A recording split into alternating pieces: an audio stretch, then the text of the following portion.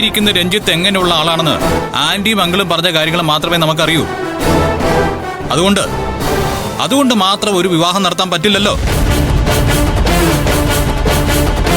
രഞ്ജിത്ത് എന്റെ സഹോദരിക്ക് ചേർന്ന ഒരാളാണോ എന്ന് ഞാൻ അന്വേഷിക്കും.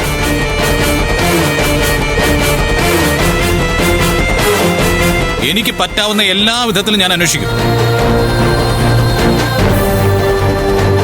അത് ഞാൻ ഇവളോട് ചെയ്യേണ്ട ഡ്യൂട്ടിയാണ്.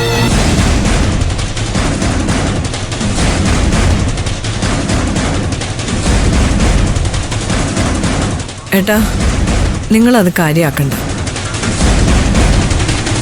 അവനിങ്ങനെയാ. കുടുംബത്തിൽ ഒരു നല്ല കാര്യം സംഭവിക്കുകയാണെങ്കിൽ അവൻ അതിനെതിരെ നിൽക്കും.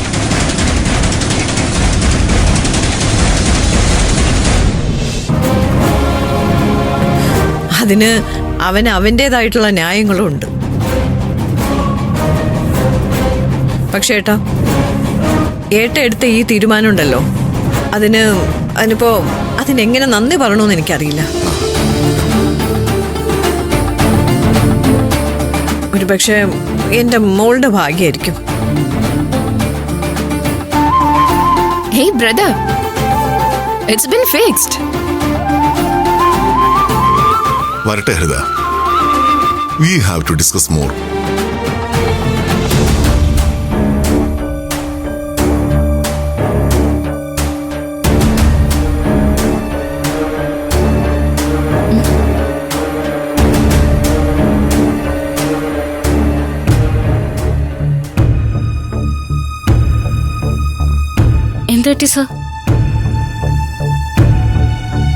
ഒരുപാട് വർഷങ്ങൾക്ക് ശേഷം ആരോ ഇവിടുന്ന് കയറി വരിക, ഒരൊറ്റ ദിവസം കൊണ്ട് ഒരു വിവാഹാലോചന നടത്തുക, എന്നിട്ട് ആ ആലോചന കേൾക്കുന്നതിന് മുമ്പേ അതിന് സമ്മതം മൂടുക.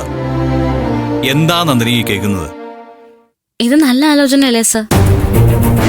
പത്മ മാഡത്തിന്റെ സ്വന്തം സഹോദരന്റെ മകനല്ലേ? നല്ല ആലോചനയോ? എടോ, തനിക്കെങ്ങനെ അറിയാം അമ്മയുടെ സഹോദരൻ നല്ലവനാണോന്ന്? തനിക്കറിയോ? രഞ്ജിത്ത് നല്ലവനാണെന്ന് തനിക്കെങ്ങനെ അറിയാം? അങ്ങനെയല്ലേ പറഞ്ഞത്? ആര് പറഞ്ഞു?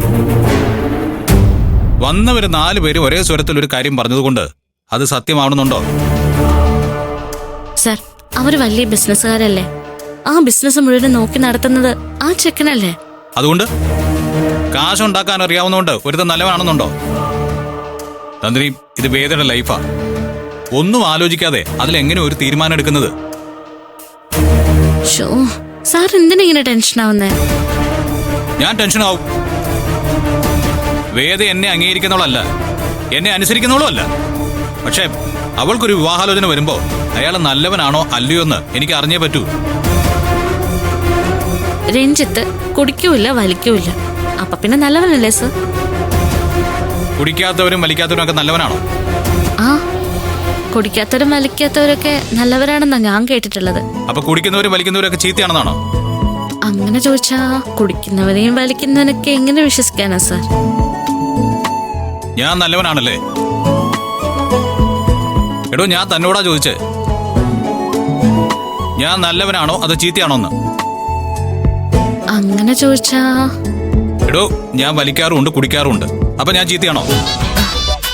നമ്മളിപ്പോ സാറിന്റെ കാര്യമല്ലല്ലോ ചർച്ച ചെയ്യുന്നേ, രഞ്ജിത്തിന്റെ കാര്യല്ലേ?